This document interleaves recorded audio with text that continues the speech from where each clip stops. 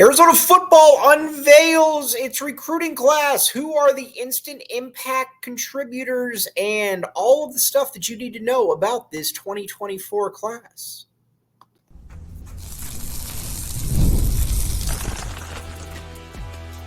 You are Locked On Wildcats, your daily podcast on the Arizona Wildcats. Part of the Locked On Podcast Network, your team every day.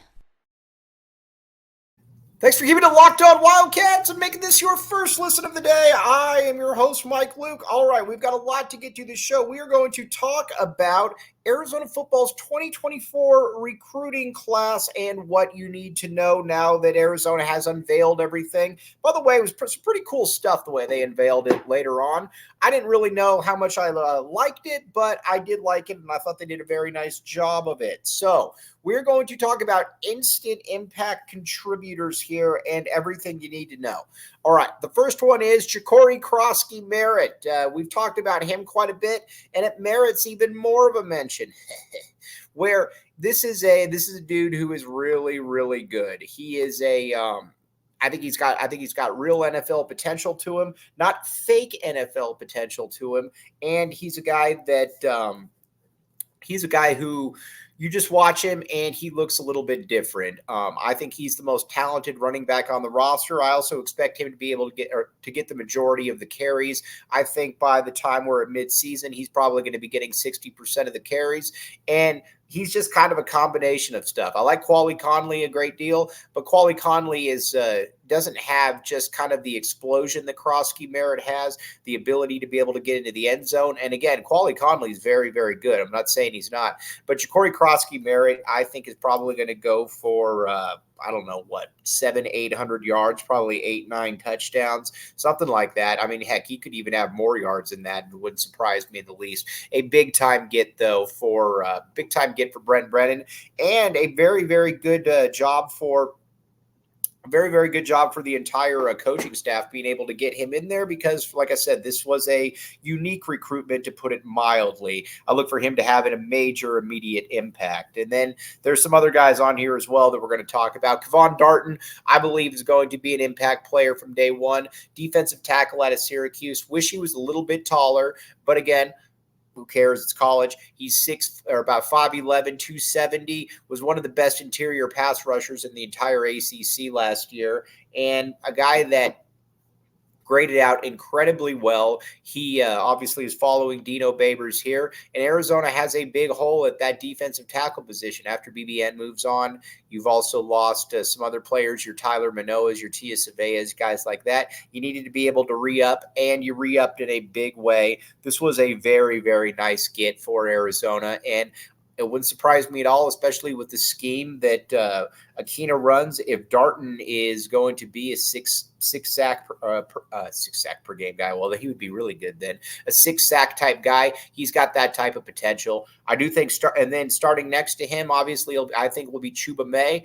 He is maybe the biggest person that I have ever seen at a university. He is massive. He is huge. He's probably every bit of 6'5", 350. He's going to be that dude that's probably going to hold the line of attack where Kevon Darton gets upfield. But both those guys I look for to be immediate contributors and, like I said, very, very quickly making a big, big impact. Then Trey Smith is the other one. You had to basically redo the entire defensive line. Trey Smith is that dude, and Trey Smith, I think, is going to have he's got multiple years, obviously, but I think he's going to have a very, very nice 1 or 2 seasons here. Last year, 70-plus tackles, 6.5 sacks. I think at the very minimum, or at the very least, he's somebody that fits in very well. Probably negates Isaiah Ward or Deuce Davis, whoever that is. I think he fits in very well. But all of those guys I expect to be immediate impact players. And honestly, I think that they're probably a little bit underrated in the grand scheme of things. I'm very excited to see exactly what they can do because I think they're going to be able to impress a lot of people. Then another one, getting back to the running back spot, let's talk Quali Conley for a second. Conley's going to probably get 30% of the carries, 25-30% of the carries. He's very good. guy that rushed for almost 1,000 yards last year at San Jose State. Just kind of has a knack for making people miss tackles, being able to get upfield. And obviously, he has a very good connection with Brent Brennan and Alonzo Carter. He and I think Ja'Cory Krosky-Merritt are going to get the lion's share of the carries this year as seniors. Then that next year, you got Kedrick Riscano, you got Fam, Rayshon, Speedy Luke, a lot to like. But again, Conley and Krosky-Merritt, I think we're both very, very nice players to add, and I think they're both going to be big-time immediate contributors. Now, another one to keep an eye on, and we're just kind of going every which way, Jonah Rodriguez. Now, Arizona's got 4 really good offensive linemen with obviously with Jonas Savineo, Wendell Moy, and then you've also got Josh Baker. You've also got Leif Magnuson. I would look at this, and the one position that I'm not totally sold on is the other offensive tackle spot. Listen, I like Raymond Polito. I think Raymond Polito can play. I think he's a very good football player. But Raymond Polito also is injury prone, to put it mildly. He gets hurt a lot. And Jonah Rodriguez was a top 50 kid out of California this past year, went to San Diego State, redshirted, and you're bringing him in, and I think you're hoping that he can start or at least compete for that starting spot and give you some real quality depth either way. That's the other thing. This team needs quality depth. And I think with Arizona, you know that there's going to be an opportunity there. Again, if Polito is healthy, that is awesome. I just haven't seen anything from him in his career here to indicate that he's going to stay healthy. We'll obviously continue to talk about that, and we'll continue to figure that one out. Then you got a couple other guys. You got Stanley Tuafo. I think I got that. Actually, I don't think I got that. But USC D lineman as well. Another guy, 6'2", 280, played quite a few seasons at SC. You got more depth. You're bringing in a little bit more bulk as well. He actually had some good games at SC, so I'm excited to see what exactly he can do. But Arizona definitely is getting a nice one. And again, like we talked about, the thing that made last year's team so good is that you had depth. You had depth, and you had more depth. I think they're trying to obviously trying to get a little bit of that going. We'll continue to find out what exactly that all means. But Arizona, I think, has done a nice job of being able to at least get some of that. So those are some guys that I look to be impact players basically from day one, honestly. I think these are guys who, I think just big picture are very, very talented players. And I think it's a nice little combination, too, of players that, waiting in the wings. And we're going to talk about that in a second. But first, game time.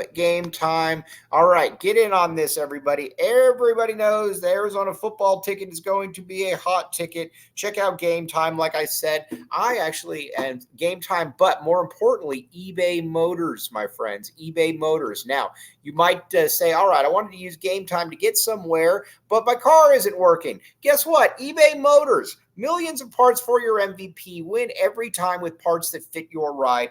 Very, very simple. Get in there. Cut out the middleman. Another one of these ones where you will thank me later. Millions of parts for your MVP. Win every time with parts that fit your ride. All kinds of really, really good stuff there. eBay Motors. Check it out. Cut out the middleman.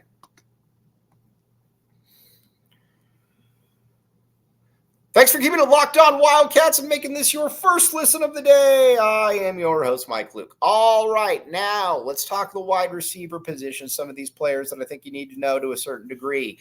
The first one, I think, is Raymelo Murphy. Now, this is somebody that has the sign-off of Les Fifita, and that means a lot. Les Fifita is the man, as we know. With Fifita, he is just, like I said, he's that guy. And the way that Raymelo Murphy was just kind of able to get open last year is very, very impressive. Again, it's an Old Dominion. I get that it's a different level of competition. Totally get that.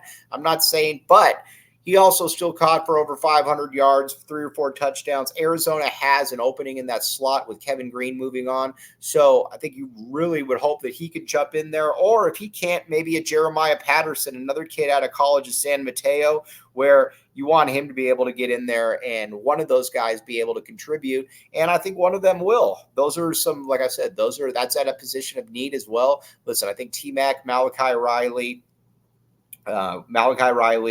is a big part of all this, but you got to get some depth. I think Bobby Wade wants to move 5 or 6 wide receivers around, and that would be very good if you can get that. So again, some pretty good stuff there. Lance Kennelly, another kid out of Stanford. You're hoping that he can bring in some help off the edge.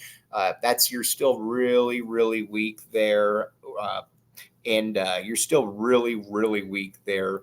And honestly, you got 2 good guys, but you got to be able to get some guys. Hopefully, Kennelly can bring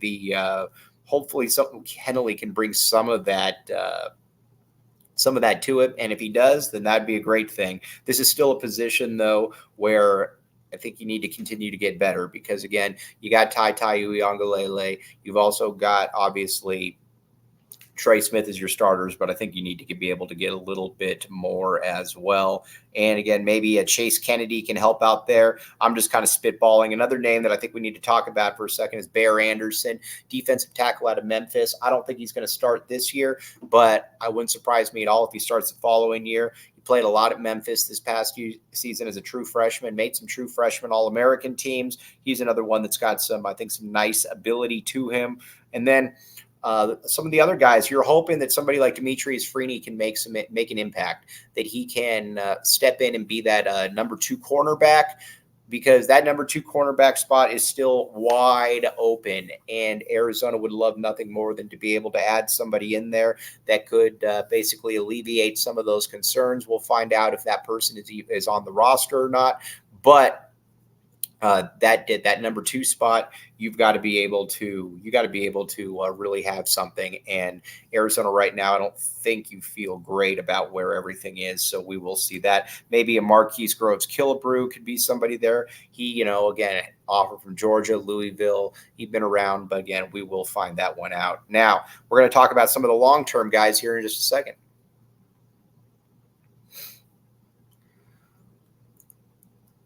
Thanks for keeping it locked on Wildcats and making this your first listen of the day. I'm your host, Mike Luke. All right, now we're going to talk about some of the players that are probably longtime plays here. Or again, that first one is probably Kedrick Riscano. Kedrick Riscano is absolutely fantastic. I think that he and Rayshon Speedy Luke Pham are going to be your running backs next year. That dude can play, and like I said, he can really play. And he's big, he's physical, he's one of the top 10 backs, top 10 backs in the country at this time last year. Arizona loved what they were able to get out of him, and I'm very excited to see what they can get. Then maybe a guy like looking at some of these dudes, it might take a little bit of time. Again, maybe a Jonah Rodriguez like we talked about before, but there's also some other guys that I think you got to be impressed by. Stacey Bay, he showed up here at that linebacker spot. Going to probably take him a year or two, but very, very much like what he's able to do. And again, the thing about him too, a lot of these guys, some of them don't need to play immediately. Now, again, Arizona's far from done, but somebody like a Stacey Bay, I think, could realistically be a real contributor at this time. Now, the quarterbacks they brought in, I don't think you want to have to see them play. I don't think you want to have to see Adam DeMonte play or, anybody, the other kid out of San Jose State. They're brought in just to be able to, kind of have some more arms in there, because honestly, this nobody outside of Noah Fifita has really looked the part in that quarterback room. So you got to be able to get players in there that can at least theoretically help you in a way. So again, I think it's an underrated class. You've got to continue to add more players. There's no doubt about it. I mean, when you watch this roster, you know that there's still some holes. But again, I still believe that this is a team that's going to be able to compete for a Big 12 championship. We're going to talk about that a ton moving forward, where Arizona is, why Vegas is missing the boat on Arizona again, like they have in the past, which has been something that we've certainly talked about. But again, Football right around the corner, less than 90 days until that first game.